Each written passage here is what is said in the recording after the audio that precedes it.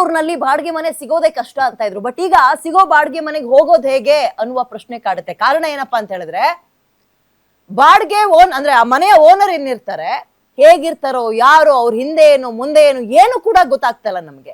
ಈಗ ಎಕ್ಸಾಂಪಲ್, ಬಾಡಿಗೆ ಕಟ್ಟಿದ್ರೆ ಅದೊಂದ್ ರೀತಿ. ಲೀಸ್ ಅಂತ ಹೋಗ್ಬಿಡ್ತಾರೆ ನೋಡಿ, ಕಷ್ಟಪಟ್ಟು ಹಗಲು ರಾತ್ರಿ ಸಾಲ ಸೋಲನ ಮಾಡಿ ಇರೋ ಮನೆ ಒಡವೆನ ತಗೊಂಡೋಗಿ ತಿಂಗಳು ಬಾಡಿಗೆ ಕಟ್ಟಕ್ಕಾಗಲ್ಲ ಅಂತ ಹಣವನ್ನ ಹೊಂದಿಸಿ ಒಂದ್ ಲೀಸ್ಗೆ ಕೊಡ್ತಾರೆ. 10 ಲಕ್ಷನೋ 20 ಲಕ್ಷನೋ 25 ಲಕ್ಷನೋ.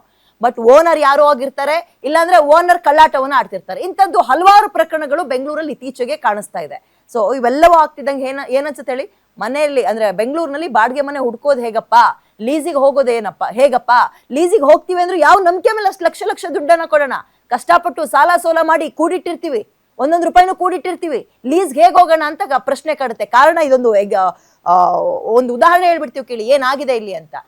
ಲೀಸ್ ಓನರ್ ಅಥವಾ ಮನೆ ಓನರ್ ಕೋಟ್ಯಾಂತರ ರೂಪಾಯಿ ಬ್ಯಾಂಕಲ್ಲಿ ಸಾಲ ಮಾಡಿದ್ದಾರೆ, ಮನೇನ ಅಡ ಇಟ್ಟು. ಬ್ಯಾಂಕ್ನವ್ರು ಬಿಡ್ತಾರಾ? ಬಂದು ಈ ಕಡೆ ಇಂಟ್ರೆಸ್ಟ್ ಕೊಟ್ಟಿಲ್ಲ, ಸಾಲವನ್ನು ಕೂಡ ತೀರ್ಸಿಲ್ಲ, ನೀನು ಮನೆ ಹರಾಜಿಗೆ ಇಡ್ತೀವಿ ಅಂತ ಹೇಳಿದ್ದಾರೆ.